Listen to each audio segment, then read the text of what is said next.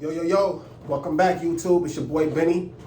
And man, I'm just about to go ahead and chill, man. I ain't got nothing to drink. I'm just gonna sit back and relax with y'all for a second, man, and just kind of tell y'all what kind of really been happening since my test date. My test date was April 6th, which was last Saturday, if I'm not mistaken. It was either April 6th, April 9th. Yeah, it was either April 6th or April 9th. I can't remember. But anyway, it's been a week since. And so I'm just going to really take it from the top, man. Like, going into the test, you understand, like, I have a lot of guys that I had met during my program that have been real supportive. We all been kind of psyched up about getting money. We all been psyched up about, changing our careers, making good changes to our lives. And so kind of my test date was kind of like a big thing. Like, it was huge. It was huge for me. But I went into it with the mindset of knowing I'm about to go in here and I'm going to knock this out and I'm going to make all my people proud, right? So I arrived to the test site. Already feel confident going in. I got my pre-trip, my NCAB. I hit all my points with my pre-trip and NCAB. I flew through it. At one point I feel like I was almost yelling at my examiner.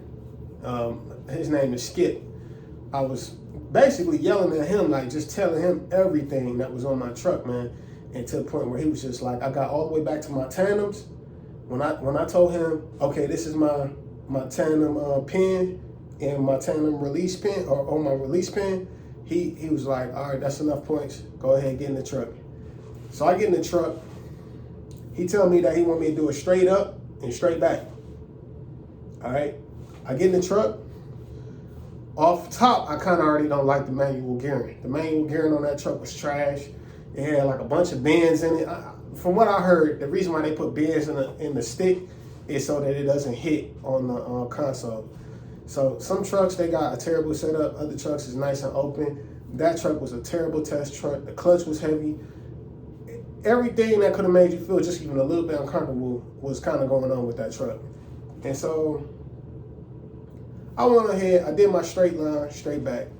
Now, the comparison of doing a straight line at the test site compared to the straight line that you have to do at the training facility was kind of different. It was almost like going to football field length. You had to straight up all the way and then straight line all the way back. Like, you didn't even get between the cones until you was like 40, 50 feet.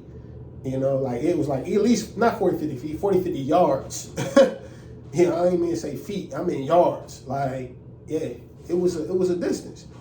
But I scooted it behind that, and then even once you get between the cones, you gotta keep going all the way back, and he gonna make sure you straight. So I did that. He wants you to pull all the way back up. So I pulled back through the cones. He's leading me along the tree line or whatever. He has me come around this bend. And so now he's about to set me up for my offsets. Now, for a lot of people that don't know what an offset is basically, say you pull into one box and they say, hey, would you mind pulling over into the other box? Like, we know you docked in this lane, but we know you docked in this lane, but we want you to dock in this lane. So what you would have to do is you would have to pull your truck up and then get your truck to go back into that other box, right? Now you got two different type of boxes. You got a blind box and you got a regular, just a regular offset box, which you can see everything. He had me do, of course, the blind box. So he tells me, beforehand, you have 2 pull-ups, you got 2 get out of looks. That's it. I said, all right, bet. So I, of course, pull up. I start beginning my offset. I'm like, all right, bet. I can see past my cone. Let me straighten up my tractor. I get my tractor back. I see that I'm favoring my right side a little more than my left side. So, of course, I start to turn it, and I start to try and whip it a little bit. I had to pull it up. So I pulled it up a little bit. I'm like, all right, bet.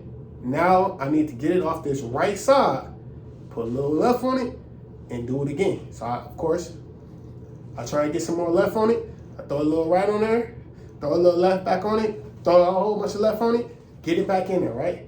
So I'm like, all right, I'm almost there. I need one more pull-up. I pull up again, And I start backing it in, and I'm like, okay, I almost got it in a box, but I'm a little close to my left side. I'm like, ugh! I'm like, bro, all I need is one more pull-up and I got this. But that's a fail. I'm like, all I need is one pull-up and that's a fail. So at this point, I'm a little frustrated. I get out the truck to talk to the examiner because I can't even see him. He around the corner somewhere. So I get out of my truck. That's considered a get out and look. I go up to my examiner and I say, that's 2 pull-ups. That's a fail, right? And he says, you did good enough. You did good enough. I'm going to let the office know. So I walk off and I'm like, all right. I walk off and I get in my car and I pull off. I get back to the school and I let them know what happened. And they're like, we'll just get you another test date for Wednesday. Mind you, I talk to my boys inside my group chat and I tell them all of what happened because they want to know how I failed. And I told them, I said, listen, at the end of the day, you only get 2 pull-ups and I needed a 3rd. And I was like, Benny, what are you talking about, man? I'm like, I had 2 pull-ups, bro. That's all I had. They're like, no, bro, you got way more than that. You got 12 points. I'm like, 12 points? They're like, 12 points, bro. You could have kept going, man. You gave up. I'm like, I did not give up. I could have swore I had failed. And so I'm mad now at my examiner for letting me walk off thinking I was a failure, when in reality, I just didn't have all the information I needed to know. So Wednesday comes about, right? My next test day. I come around and I'm psyched up. I'm ready.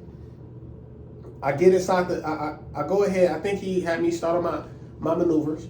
He said, all right, I'm going to have you do a pull-up. I'm going to have you do the offset. I did all my maneuvers with no pull-ups. And so I asked Skip. I said, Skip, why didn't you tell me I had more chances yesterday? Like, why didn't you tell me that? He said, it's not my job to tell you anything. You gave up. I said, don't ever say nothing like that ever again in your life. I said, man, don't nobody put in 50 hours a week for 6 to 7 weeks to talk about they gave up. Nobody makes it to this point to test out because they gave up.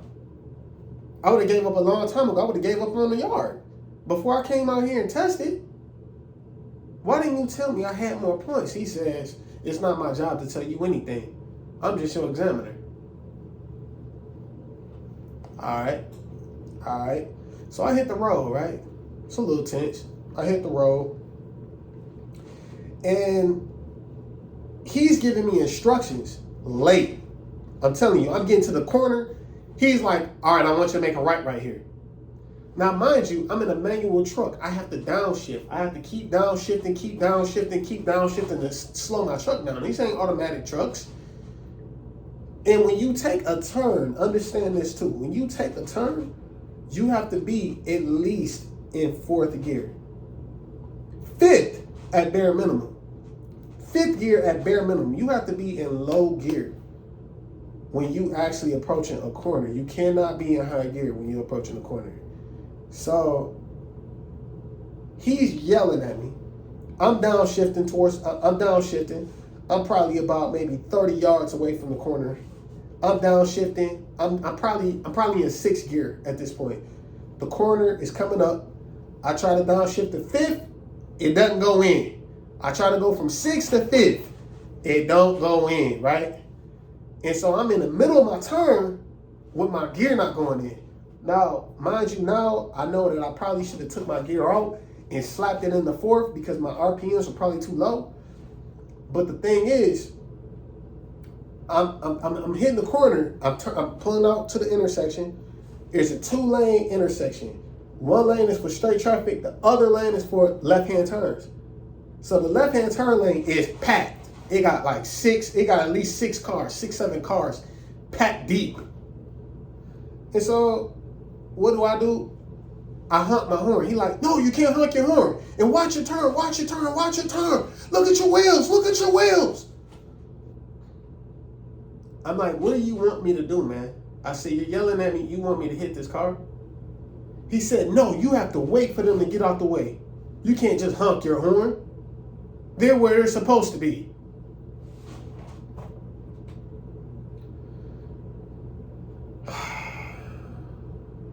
So of course, I don't get I of course don't roll my tires on the curb that one time, right?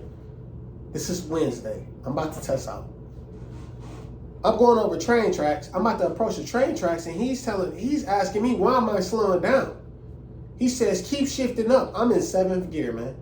I'm probably doing 30 miles per hour. He's like, put your foot on the gas and shift up.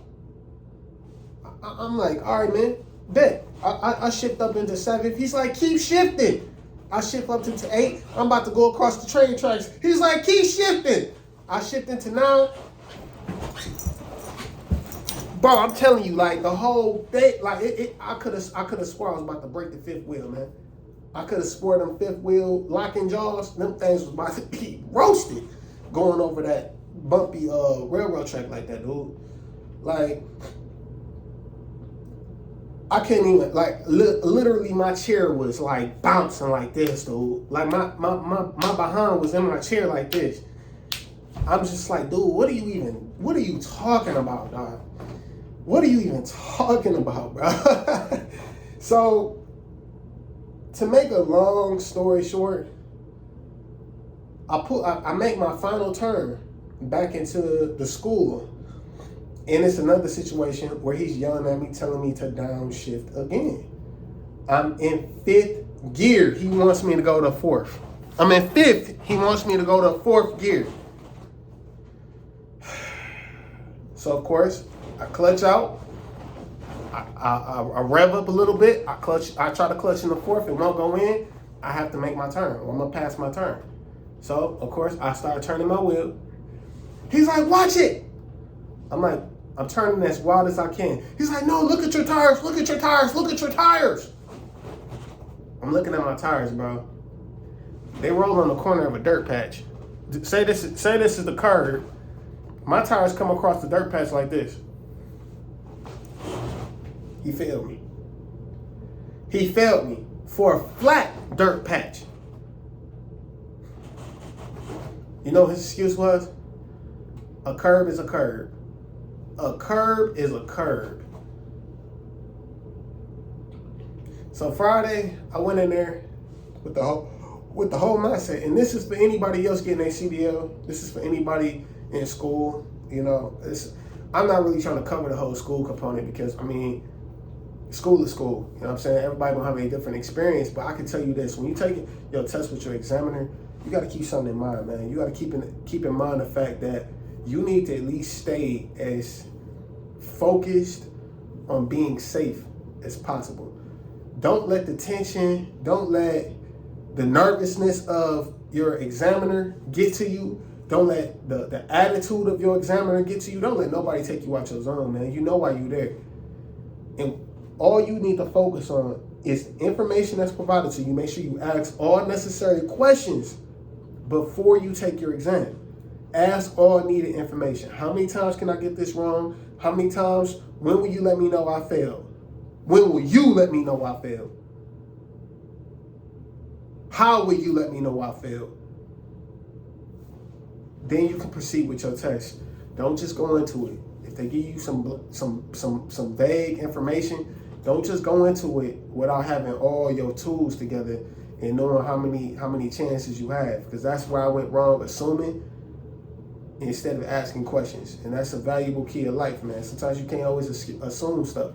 Sometimes you gotta know exactly what it is. Ask the questions beforehand if you can. And if you have any questions, at least before things get to that point, ask the necessary questions. So don't never just assume. Don't even project an assumption, because then people are going to make an assumption about you that either you gave up or that you know they're going to twist that around on you, and it's not going to be pretty. So, you know, Friday I went in there, of course, you know, I dogged it out. I did what I had to do.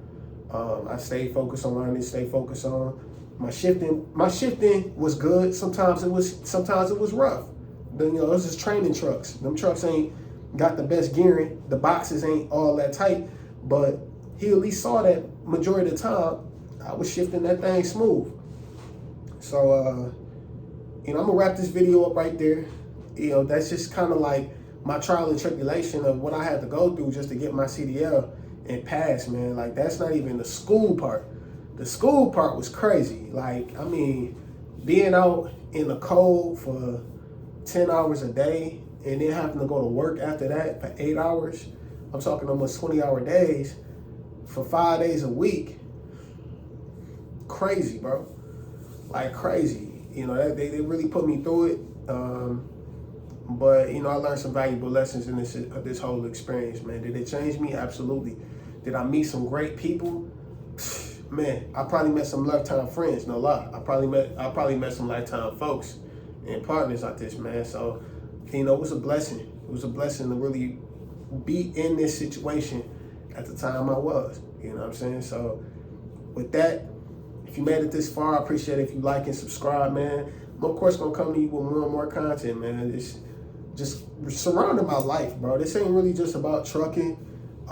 This is just kind of my life journey. You know, this is my life journal right here. You know, I'm just sharing it with y'all, you know, connecting with the people and, you know, whoever I meet along the way, whoever I'm able to impact, inspire, whatever. You know, it's just about me living my life and being happy, being comfortable, bro. And y'all just kind of being able to bear witness to it. I hope y'all subscribe. Hope you leave a comment down below, man. You know, I'm out of here. Peace.